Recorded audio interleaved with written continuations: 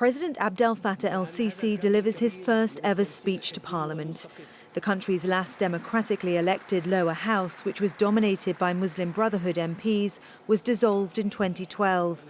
Since then, all power has been in the hands of the president. But in his speech, Sisi announced he was handing that power back. The great people of Egypt, I announce before you the representative of the people, the transfer of the legislative authority to the elected parliament. This is after it was held by the head of the executive authority as an extraordinary measure forced upon us by circumstances. In theory, this seems like a significant shift of power away from the president, but some question what it will mean in practice.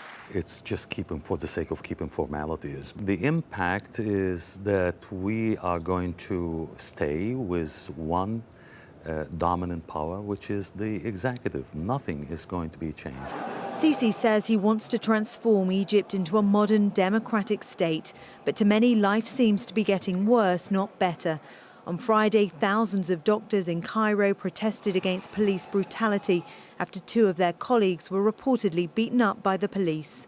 Sisi didn't mention the doctors' demonstration, but he did praise Egypt's security forces. The army and the brave police are paying a high price of blood and are sacrificing their souls to protect the nation.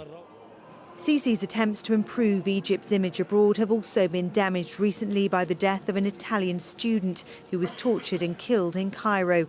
The Italian government is demanding answers.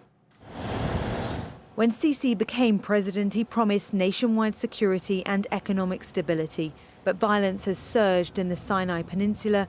Human Rights Watch says more than 800 people were killed there in 2014.